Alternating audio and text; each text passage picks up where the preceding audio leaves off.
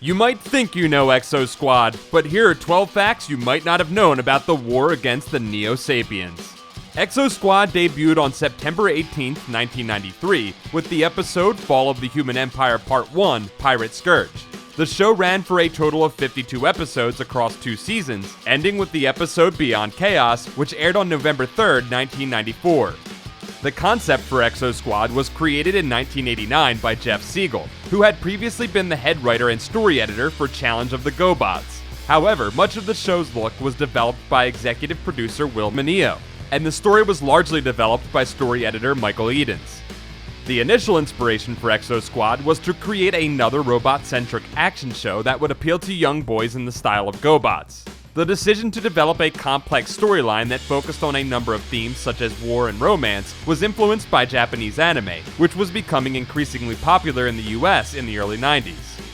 The franchise was originally named Exoforce, but the name was changed to Exosquad after Playmates made a deal for the toy license due to a trademark conflict regarding the name, presumably with Toy Biz's X-Force line based on the Marvel comic of the same name.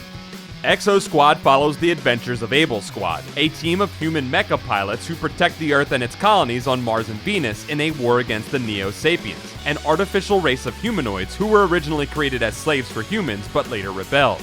There were plans for a 3rd season of the show, which would have seen the humans and Neo-Sapiens teaming up against an invasion from an alien race, but the season never materialized. There were also plans for a spin-off show called Exo Pirates that would have tied into the 3rd season, but obviously that never happened either. Despite rising popularity that caused the 2nd season to have 3 times as many episodes as the first, many networks wanted to dump the syndicated Exosquad in favor of their own original content. As such, the networks would run the show at ridiculous hours, such as 4 a.m., until the ratings were bad enough to justify its cancellation. The original leader of Alpha Squad is Lieutenant Commander J.T. Marsh, who is voiced by Robbie Benson, best known for voicing Beast in Disney's 1991 film Beauty and the Beast and its various spin-offs. Exosquad enjoyed something of a life after death, so to speak, in the form of its music. The musical score from Exosquad was used as background music for the 3rd season of the 1990s show Sightings, which documented accounts of paranormal and extraterrestrial phenomena. In 1994, Topps Comics published a comic adaptation of the show, but just a single issue, Exosquad No. 0, written by Len Wein, co-creator of Wolverine and Swamp Thing, who also wrote 3 episodes of the show, with art by Joe Staton, currently the artist of the Dick Tracy comic strip, and a cover by legendary artist Michael Golden.